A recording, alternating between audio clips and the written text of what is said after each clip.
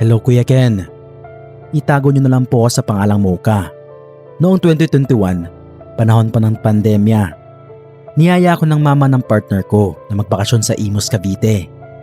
Birthday naming dalawa noon at anniversary din namin, kaya gusto naming doon mag-celebrate. Pagbaba pa lang namin ng tricycle, biglang bumigat ang hangin. Para bang may mga kamay na nakapatong sa balikat ko at marahang tinutulak ako paatras. Pagpasok namin sa bakuran, naamoy ko agad ang lumang kahoy at lumang pintura. Lahat ng mga bintana nakasarado, nakatakip ng mga kapal na kurtina na parang bahay na matagal nang hindi nagagamit at hindi na humihinga. "Pasok anak," sabi ng biyenan ko. Nakangiti siya pero parang may laman ang mga tingin niya. Habang iniikot niya ako sa bahay, sa sala, sa kusina, may malamig na hangin na dumaan sa batok ko, sa loob-loob ko. Pakiramdam ko ayaw sa akin ng bahay. Gabi na noon at kami ay naghahanda ng hapunan. Tahimik ang paligid, maambon sa labas, may tunog ng kuliglig at kaunting hangin. Habang nagtatadtad ako ng bawang at sibuyas, lumapit ang biyenan ko at bumulong. "Anak, pagkakain na kayo, pakisara ng pinto. Yung main door ha, huwag yung ibubukas." Tumango lang ako pero napaisip ako kasi parang may nakita siyang iba sa likod ko. Kumislap yung mata niya na parang may alam siyang hindi niya masabi ng direkta. Habang papalapit ako sa pinto para isara, screen door lang ang pagitan ng kusina at yung dilim sa labas. Doon ko siya nakita. Isang lalaking nakakap, brown ang t-shirt, matangkad. Pero ang mga mata niya, parang dalawang itim na butas. Parang tela na puro itim. Napasigaw ako. "Hoy!" Halos hindi lumabas ang boses ko. Pagkasilip niya, bigla siyang naglaho. Parang usok na tinangay ng hangin. "Anak, ano yon?" tanong ng biyenan ko. "Anong nangyari?" Takbo ng partner ko. "Ma, may nakasilip sa screen. Yung mukha niya." Nanginginig kong sabi. Tumingin sila sa pinto tapos tumingin sa akin. "Sinabi ko na sa'yo, huwag mong hayaan nakabukas." Mahinang sabi ng biyenan ko. Hindi siya galit pero mabigat ang tono. Isinara ko agad ang pinto, ikinandado at pagkatapos noon, parang umalon ang sakit sa ulo ko. Bigla akong nilagnat. Pinahiga nila ako. Pinainom nila ako ng tubig. Hinawakan ko yung crucifix na bigay ng mama ko. May metal na chain, medyo mabigat. Habang yakap-yakap ko yon sa ilalim ng kumot ko, bigla akong nakarinig ng pitik sa may lieg ko. Gumuhit pababa sa dibdib ko ang chain. Naputol. Wala naman akong hinila. Wala akong ginagalaw. Pero basta na lang siyang naputol. Itinabi ko yung crucifix. Itinago ko sa bulsa ng pajama. At doon ko naramdaman na parang may nawalang bantay sa akin. Kinabukasan medyo bumaba ang lagnat ko. Araw ng undas noon. Kaya maputla ang liwanag na pumapasok sa bintana. Parang binabad sa tubig. Nasa second floor ako mag-isa, nakahiga sa kama, nakatalikod sa hagdan. Hawak ko ang cellphone ko, nag-i-scroll ng mga nakakatawang video para matakpan yung kaba sa dibdib ko. Pero bigla ako nakarinig ng marahang yapak sa hagdan. Hindi lakad ng normal na tao, hindi rin tunog ng pusa o aso. Parang paggapang sa kahoy, paakyat, dahan-dahan, pero tuloy-tuloy. "Babe?" Tawag ko. Hindi ako lumilingon. Walang sumasagot. Patuloy yung pag-akyat, yung hakbang, hingal na hindi buo. Mabigat pero mahina. Hanggang sa tumigil sa may paanan ng kama. Ayaw kong lumingon pero nananigas ang batok ko. Parang nilagyan ng yelo. Bigla kong naramdaman na may malamig na kamay na dahan-dahang dumatay sa bewang ko. Marahan pero buo. At parang may yumakap sa akin mula sa likod. Yakap na walang bigat na laman ng tao pero tumatagos hanggang buto. Napasingap ako at paglingon ko. Walang tao. Pero yung pakiramdam, nandoon pa. Tumakbo ako pababa. Halos madapa pa sa hagdan dahil nanginginig ang tuhod ko. Nasa sala ang biyenan ko, nanonood ng palabas, may laptop sa harap, naka-headset. Tumingin siya sa akin at parang may alam siya pero hindi niya sinasabi lahat. "Dito ka lang muna anak," bulong niya. Naupo ako sa tabi niya. Pilit pinapakalma ang hininga ko. Kinagabihan, sabay kaming nahiga ng partner ko sa iisang kama. Sa tabi namin yung desk ng binan ko. Doon siya nakaset up para sa night shift sa trabaho niya. Naka-on ang monitor. Kulay asul ang ilaw sa mukha niya. Tahimik lang siya habang nagtatrabaho. Doon dumating yung panaginip. Hindi ko alam kung panaginip nga ba talaga. Nandoon ulit yung hagdan ng bahay sa panaginip ko. Madilim, marumi ang ilaw, parang lumang fluorescent light na malapit na mapundi. Sa pinakailalim ng hagdan, may babaeng gumagapang paakyat. Mahaba ang buhok niya, medyo kulot, naka-duster na puti na may lumang bulaklak na disenyo na naninilaw na. Kumakaladkad ang buhok niya sa bawat baitang habang umaakyat siya. Mabilis siyang umaakyat pero walang tunog yung kilos niya. Parang dumudulas lang yung katawan niya sa hagdan. Nang umabot siya sa kama, hindi siya agad tumingin sa akin. Una niyang tinitigan yung partner ko na tulog at marahang humihilik. Tapos dahan-dahan siyang humarap sa akin. Yung mukha niya, punong-puno ng galit. Parang pinigan ng puot yung buong itsura niya. Pisngi, labi, mata. Umakyat siya sa dibdib ko at umupo doon. Parang may nakapatong na malaking bato. Nagsimulang tumawa yung babae pero wala akong nakitang ngipin o dila sa bibig niya. Pagbukas ng bibig niya, wala talagang laman. Pero kahit ganoon, malinaw at malakas yung tunog ng tawa niya. Matinis, maingay at kumakaskas sa loob ng bungo ko. Sinubukan kong sumigaw pero walang lumalabas sa bibig ko. Para akong may semento sa bunganga ko. Gusto kong igalaw ang kamay ko para itulak siya. Gusto kong igalaw ang katawan ko pero hindi ko magawa. Yung mata ko lang ang kaya kong igalaw. Sa gilid ng paningin ko, kita ko yung binan ko sa desk. Nakaupo, nakatingin sa screen ng laptop, patuloy sa pagtatype. Parang wala siyang naririnig na kahit ano. Biglang nag-iba ang hinga ng partner ko. Gumalaw siya sa pagkakahiga, pumihit ng pwesto. Parang natanggal ang lubid sa buong katawan ko. Nawala yung bigat sa dibdib ko. Parang nabitawan ng babae yung pagkakapatong niya sa akin. Nagising ako. Nakasigaw ako saglit, tapos biglang dumilim lahat para sa akin. Anak! Anak! Boses ng binan ko. Ginising niya ako. Nakabukas na yung ilaw. Hawak niya ang braso ko. Ma! May babae! Nakapatong sa akin! Galit na galit! Halos maiyak kong sagot habang hinihingal. Hindi yun panaginip. Sagot niya ng diretsyo. Malamig, pero totoo. Totoo ang nakita mo. Nakita ko rin siyang lumapit sa inyo. Hindi lang ako umimik kasi naka-on call ako. Pasensya na anak, pero buti kinaya mo. Nangyari din sa akin nung bagong lipat kami dito. Doon lalo akong kinilibutan. Pero sa loob-loob ko, kahit papaano, gumaan din. Kasi ibig sabihin, hindi ako nababaliw. May kasama ako sa nakikita ko. Isang hapon naman, ako lang mag-isa ang tao sa baba. Naghuhugas ako ng pinggan sa kusina. Tahimik ang paligid. Tanging tunog lang ay yung tubig sa gripo na tumatama sa stainless at kaluskos ng plato sa lagayan. Bigla kong naramdaman na parang may humahaplos sa hibla ng buhok ko sa batok. Tinapik ko yung balikat ko. Akala ko buhok lang, pero bumalik yung pakiramdam. Ngayon ay mas malakas. Para bang may mahaba at basang buhok na dahan-dahang dumudulas sa batok ko. Dumadaan sa balikat ko at parang kumikislot sa balat ko pa ibaba. Nagsimulang mangati at manlamig ang balat ko. Napasigaw ako. Aray! Ano ba to? Kumamot ako. Kumamot ako na matindi. Pero kahit ilang beses, nandun pa rin yung pakiramdam na may dumadaan na bagong hibla. Napatingin ako sa kisame at muntik ko na mabitawan yung plato. May babaeng nakabitin sa kisame. Baliktad, ang buhok niya. Nakalawit pababa. Halos abutin ang likod ko. Nakangisi siya, nakatitig sa akin. Yung mga mata niya, parang nakakapit sa batok ko. Parang sinusundan yung galaw ko. Ma? Mahina kong bulong, halos walang boses. Sakto bumaba ang binan ko mula sa hagdan at tinawag ang pangalan ko.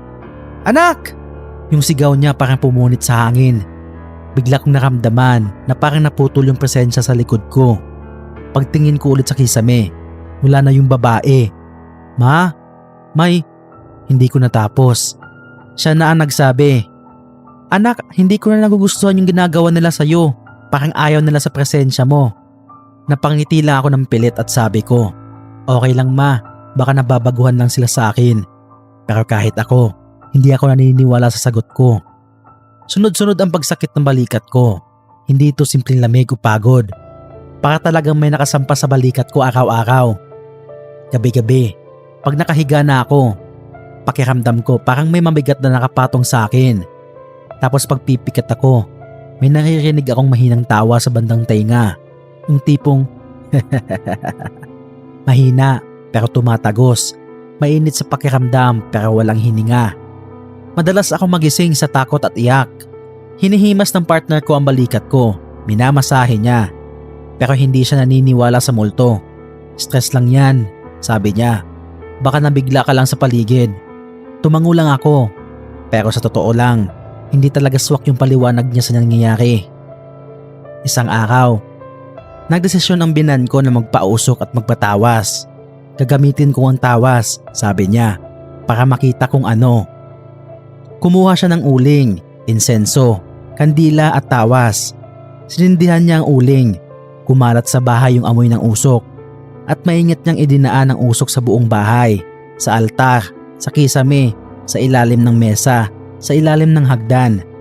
Inikot din niya yung usok sa balikat ko habang may maliit siyang dasal na pabulong. Paglagay niya ng tawa sa malamig na tubig, tumigas yung hugis nito. Nanlaki ang mata niya. Diyos ko, bulong niya. May babae na nakasampa sa balikat mo. Para nakapasan ka. Doon ako tuluyang napaiyak. Bakit po? Tanong ko. Inggit, sagot niya. Inggit at galit. May bumalik dito. Gustong bumalik sa pwesto niya. At nakikita kanyang minamahal. Nag-alay kami ng pagkain. Kanin, prutas, kape na mainit. Nagdasal kami, nagrosaryo. Sa gabing iyon medyo gumaan ang balikat ko. Parang bahagyang nabawasan ang bigat pero hindi pa rin tuluyang nawala. Lumipas ang ilang araw at napagdesisyonan naming umuwi na sana. Nakaimpake na ang mga damit, nakabook na ang flight. Pero sa mismong araw na iyon, nag-lockdown ulit dahil may kapitbahay na namatay sa COVID. Hindi kami makagalaw ng papeles, hindi kami makaalis.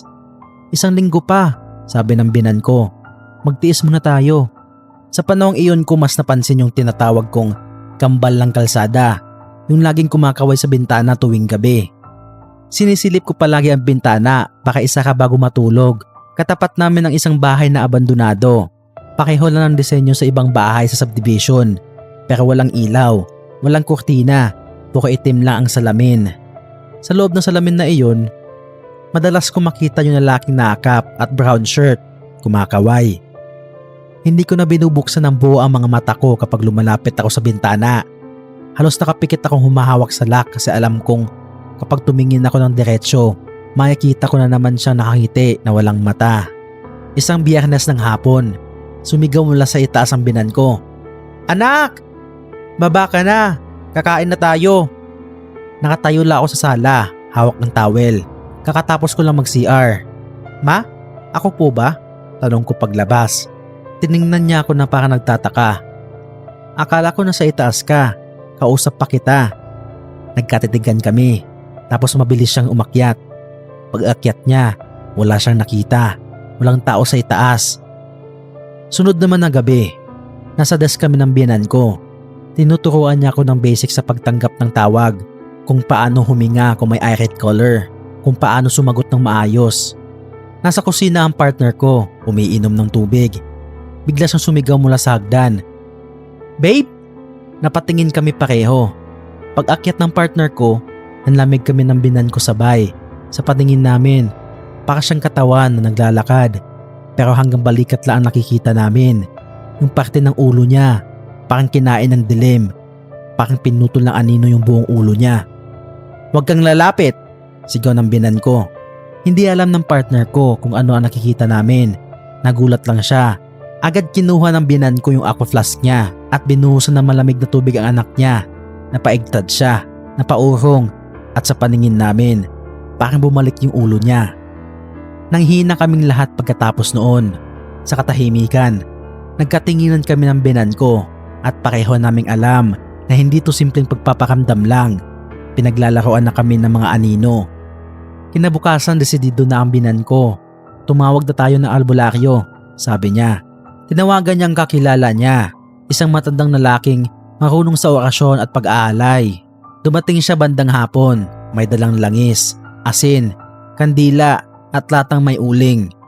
Habang nag-iikot siya, ikwinento niya, 7 taon daw na abandonado ang bahay na ito bago sila bumalik. Ang bahay, sabi niya, kapag iniwan mo na matagal, nagiging lungga. Tinanong namin kung lungga ng sino. Ng kung sino-sino, tapat niyang sagot. Pero dito, 3 ang bantay. Isa-isa niyang inikot ang sulok ng bahay. Sa altar, itinirik ang puting kandila at napansin naming sa isang side lang tumutulo ng marami ang wax, parang may hangin na humihigop pa atras. Sa ilalim ng hagdan, magaspa ang tunog ng uling sa lata habang hinahalo niya at may pumiyok na palaka kung saan. Wala namang kanal na malapit.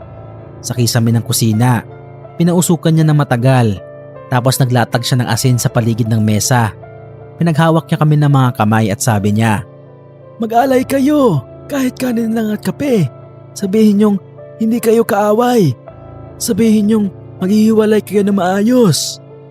Nagdasal kami. Pero sa gitna ng pagdarasal namin, may narinig kaming kaluskos sa itaas. Hindi tunog ng daga o butiki. Parang laylayan ng damit na sumasayad sa sahig. Paikot-ikot ang albularyo sa bahay. Sa huli, lumapit siya sa akin. Marahang ipinatong ang palad niya sa balikat kong matagal nang masakit. "Magaan na," sabi niya. "Pero hindi pa tuluyang wala. May naaliw sa iyo rito at ayaw ka pang paalisin." Napatingin ako sa bintana. Sa salamin ng katapat na abandonadong bahay, may kabog pa rin sa dibdib ko. Pero sa loob ko, iniisip kong kaya namin ito. Kinabukasan mas tahimik ang bahay. Parang nalinis ang hangin. Hindi na ganon kabigat. Kaya nang sumunod na gabi, mas maayos ang tulog namin. Sa mga sumunod na linggo, unti-unti, nawala yung lagnat ko, nabawasan ang sakit sa balikat ko, at hindi na ako ginagambala sa hagdan. Nagpa-bless pa kami sa pare, binasbasan yung pinto, bintana, kisame ng holy water. Binubuksan na rin namin ang ilang kurtina tuwing umaga para pumasok ang araw. Parang napaatras ng kaunti yung dilim. Pero sa bahay na iyon, pakiramdam namin, may 3 aninong hindi tuluyang umalis. Minsan, sa hapon, mapapansin mo yung aninong parang matanda sa gawing sala, nakaupo sa silyang inuupuan ng binan ko kapag may shift. May nakalambitin na parang balabal na anino sa balikat niya at may marahang paggadyot ng paa. Parang sanay na sanay sa paghihintay. Tuwing may espesyal na okasyon, birthday, anibersaryo, may naririnig kaming marahang pag-ubo mula sa sulok. Parang ubo ng matatanda na ayaw sa alikabok. May isa namang dalagang mahabang buhok, nakadaster na puti. Minsan, naaamoy ko yung pabangong amoy sampagita na parang luma na. Amoy sa una na parang masangsang, pero may tamis sa dulo. Kapag hating gabi at nagpapahinga ang biyanan ko sa pagtatype sa keyboard, napapatingin siya sa hagdan at minsan nakikita niya yung dalagang nakatayo sa paanan nito. Hindi ito nakatingin ng direkta sa kanya, pero ramdam niyang naroroon lang siya. Hindi na siya gumagapang tulad ng dati. Naglalakad na siya ng mabagal at tumitigil sa unang baitang. Para bang natutong rumispeto ng hangganan. At may isa pang parang bata sa pinakaabala naming mga umaga. Kapag nagmamadali kami sa paghahain ng almusal, minsan, maririnig mo yung kaluskos na maliit na paa sa kahoy na sahig sa itaas. Pag akyat mo, wala namang tao, pero may laruan na. Gumugulong mula sa ilalim ng kama, kahit wala namang bata nakatira doon. Minsan sa salamin ng bintana, may nakikita kong maliit na palad na parang kumakaway, pero hindi na sa abandonadong bahay, kundi sa mismong gilid lang ng salamin namin. Para bang paalala na nandyan lang sila, tahimik na nakamasid. Hindi ako agad umalis, hindi rin ako agad bumalik sa dati kong tapang. Pero unti-unti kong tinanggap na ang bahay ay bahagi ng mundo at ang mundo ay mas malawak kaysa sa mga nakikita ng mata natin. Kapag sumasabay ang amoy ng piniritong bawang at nilulutong sinigang sa hapon, kapag malakas ang patak ng ulan sa bubong, kapag nagtatype ang biyanan ko sa keyboard at humihilik ang partner ko sa tabi, may naririnig pa rin akong mahinang ungol ng kahoy sa sahig, ang pagsutsot ng hangin sa ilalim ng pinto, at minsan Ang maihinang tawa na dati ay nakakatakot pero ngayon ay parang naging bahagi na lang ng tunog ng bahay. Hindi dahil nawala yung takot ko, kundi dahil natutunan kong isabay yung takot sa pag-ibig at dasal. Kapag sinasarado ko yung bintana tuwing gabi, bukas pa rin ang palad ko sa pamamaalam. Good night. Bulong ko sa salamin. Minsan, sa gilid ng mata ko, may nakikita pa rin ako kanino ng cap at brown na t-shirt. Parang kumakaway. Pag inimulat ko ng buo ang mata ko at hinarap ang salamin, wala na siya. Ang nakikita ko lang ay sarili kong muka. Medyo maputla sa liwanag ng buwan. Hawak ang crucifix na napalitan ng bagong chain. Alam ko sa sarili ko, hindi lang crucifix ang proteksyon. Paalala lang siya na may mga bagay na nababali at napuputol katulad ng chain. Anak, tawag ng binan ko mula sa baba. Kakain na. Sumagot ako nakangiti. Bumaba ako sa hagdan. Naramdaman ko ang tibok ng bahay sa ilalim ng talampakan ko. At sa bawat hakbang, parang may 3 paas ng matang sumusunod. Matanda, dalaga, at bata. Hindi na sila galit ngayon. Hindi na sila nagbabantang paalisin kami. Naghihintay lang sila, nakikinig, nakikisalo sa ingay ng kutsara at tinidor, sa kwento ng araw, sa pag-ikot ng mundo sa dilim at liwanag. Sa bawat gabi na ganito, natututunan ko ring huwag nang tanungin kung bakit. Sapat na malinaw na ang bahay ay may sariling tinig at kami ang natutong makinig. Sa Imos, sa bahay na iyon na 7 taon nawalay at muling nabuhay. Sabay pumipintig ang mga alaala at ang tibok ng dibdib namin. At kung sakaling minsan, sa gabi ng Nobyembre, mararamdaman ko ulit ang malamig na kamay na yumayakap mula sa likod. Hihinga ako na malalim, haharap ng dahan-dahan at sasabihin, tama na, nandito na kami, hindi kami aalis. Pero hindi nyo kami mapapalayas. Babalik ako sa kama, ipipikit ang mga mata ko at ipagpapatuloy ang dasal. Dahil minsan, tanging panalangin na ang kaya magbukas ng bintana na hindi kayang galawin ng mga kamay. At kung sakaling sumili pa ulit ang lalaking nakakap sa screen door, huhugutin ko ang lakas ng lahat ng gabing nalampasan namin.